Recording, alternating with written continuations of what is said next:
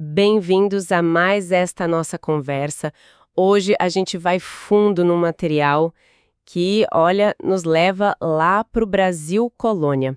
Vamos explorar um documento assim fundamental, a arte de gramática da língua mais viada na costa do Brasil. Sim, esse título mesmo, de 1595, do José de Anchieta. E só para esclarecer logo de cara, né? Naquela época, século XVI, viada era o mesmo que usada, falada. Exato, a língua mais corrente ali na costa. Isso. Então a nossa ideia aqui é entender a importância dessa gramática, que foi a primeira do Tupi, não só o feito linguístico, mas o que ela nos mostra sobre aquele encontro, às vezes tenso, né, de culturas. Bom, vamos lá, vamos abrir essa caixa. É uma viagem no tempo mesmo, fascinante. Pensa, 1595, Brasil colônia ainda, começando a se formar, e aí entra a figura do Anchieta, um jesuíta, né, da Companhia de Jesus, que teve um papel assim muito marcante nesse período. O que chama a atenção de cara é o pioneirismo e as circunstâncias, né?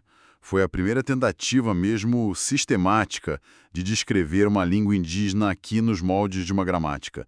E olha, uma das primeiras em todas as Américas. Nossa, Só isso já dá uma ideia da relevância, né? E da ousadia também. com certeza.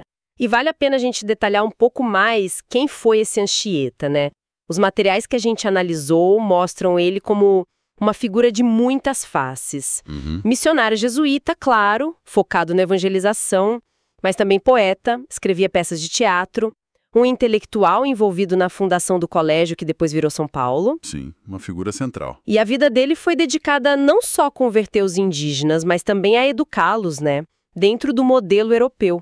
Isso faz o trabalho dele, e essa gramática em especial, ser uma lente muito boa para a gente ver essas interações. É verdade. As tentativas de se comunicar, as tensões que deviam existir, as trocas culturais entre os europeus e os povos nativos, imagina só o tamanho da tarefa. Era como tentar construir uma ponte, assim. Uma ponte entre dois mundos, né? Exato. Entre universos linguísticos e culturais muito, muito diferentes. E ele tentando criar um manual para essa travessia. E essa complexidade toda da figura dele e do contexto aparece direto no conteúdo da arte de gramática. Quando a gente olha o que tem lá dentro, percebe que é mais do que só um livro de regras, né? O Anchieta, ele de fato organiza a estrutura do tupi. Mostra como formar palavras, como conjugar verbos, as declinações, usando a gramática latina como base, claro que era o que se tinha na época. Era o modelo disponível. Sim, e ele traz listas de vocabulário também. O objetivo principal, e isso os jesuítas deixavam claro, era prático, ajudar os missionários a conversar com os indígenas para catequese. Era uma ferramenta para a missão religiosa. Mas é aí que a coisa fica talvez mais interessante, né? As fontes sugerem que o trabalho dele foi um pouco além dessa função só instrumental. Parece que havia um interesse que ia além da necessidade de se comunicar para converter. Como é que isso aparece na gramática? Precisamente. Embora o foco fosse prático, ligado ao projeto colonial e religioso, o jeito e a profundidade com que o Anchieta fez o trabalho resultaram em algo maior. Os materiais indicam que ele não fez só uma ferramenta superficial. Certo. A gramática tem exemplos de uso, ele explora algumas nuances da língua, tenta pegar a lógica interna do tupi, sabe? E o mais impressionante, ao descrever a língua, ele acaba registrando coisas da cultura. Ah, interessante isso. Sim, existem indícios de descrições de costumes, menções a coisas da cosmologia, da visão de mundo dos tupinambás, que era o grupo com quem ele mais conviveu e cuja variante do tupi ele descreveu, o tupi antigo.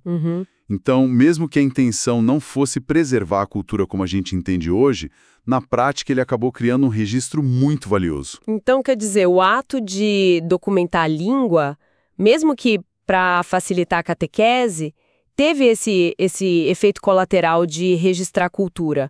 Mas aí fica a dúvida. Os textos dão alguma pista se isso foi só um subproduto do detalhismo dele ou se tinha ali um interesse etnográfico mesmo, um respeito pela cultura em si, mesmo naquele contexto todo de dominação? Essa é a grande questão, a tensão que a análise dos materiais mostra. É muito difícil separar totalmente as motivações. Anchieta era um homem de seu tempo, né? Um agente da colonização, A visão de mundo dele era europeia, cristã, e o objetivo final era integrar os indígenas nessa nova ordem. Claro. Mas o nível de detalhe, o esforço que é óbvio ali, para aprender e organizar uma língua tão diferente, e incluir, mesmo que indiretamente, informações culturais, isso sugere um envolvimento que vai além do mínimo necessário. Alguns estudiosos veem isso como sinal de, talvez, um respeito intelectual pela complexidade da língua e, por tabela, pela cultura que expressava. Não dá para chamar ele de antropólogo moderno, óbvio. Longe disso. Mas o trabalho dele mostra uma dedicação, uma curiosidade que o diferencia. Se a gente conecta isso tudo, a gramática foi uma ferramenta de poder? Sim.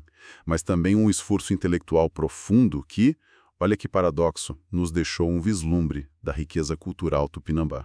É uma fonte primária que a gente não teria de outra forma. Entendi essa complexidade. E é nesse ponto que a importância histórica da obra fica ainda mais clara.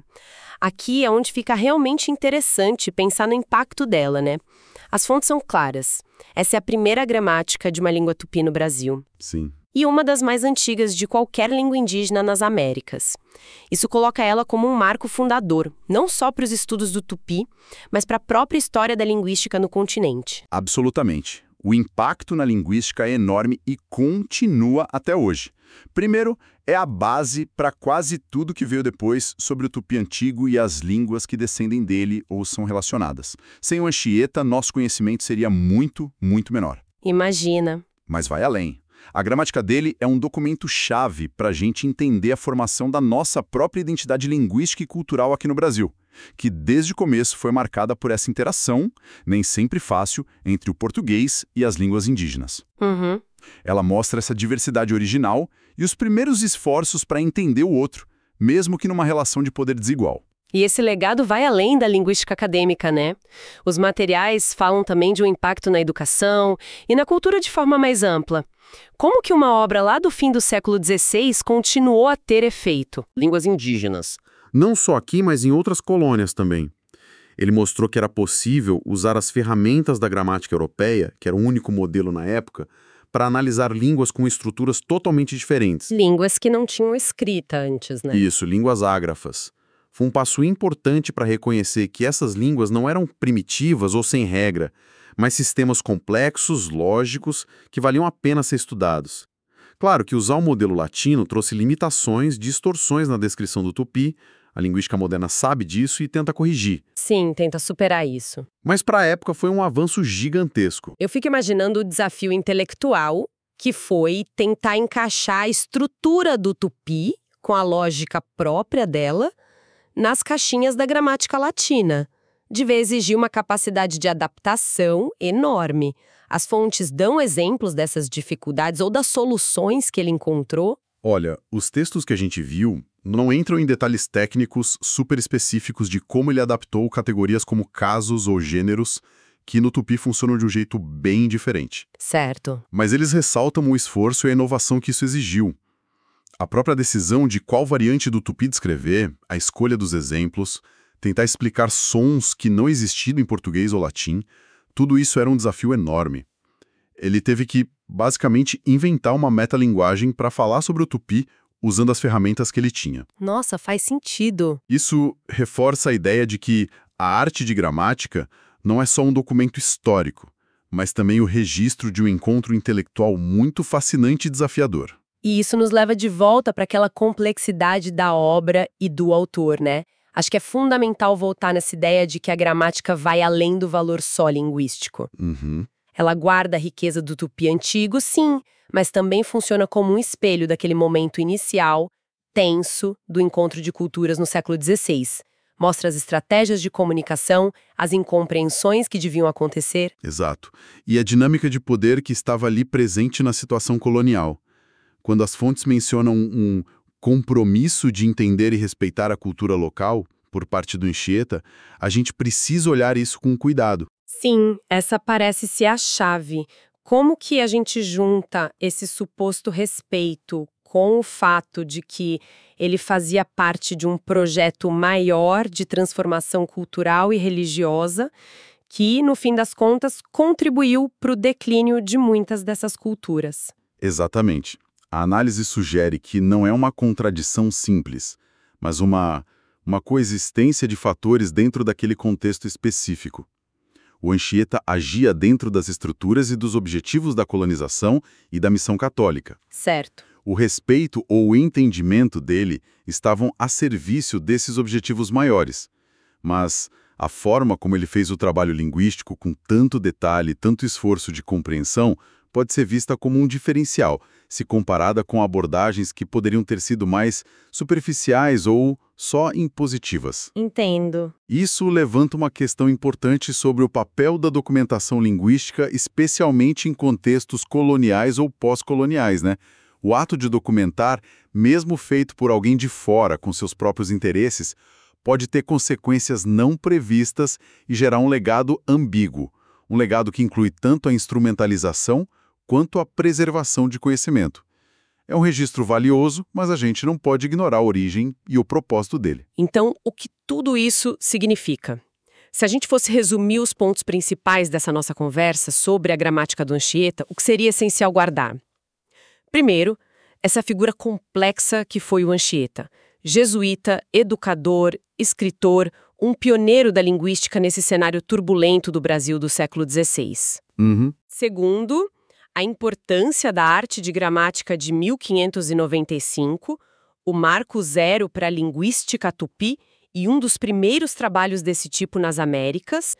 Terceiro, essa natureza dupla da obra, pensada como ferramenta para evangelizar, mas que pela profundidade virou também um registro muito rico da língua e de aspectos culturais tupinambás.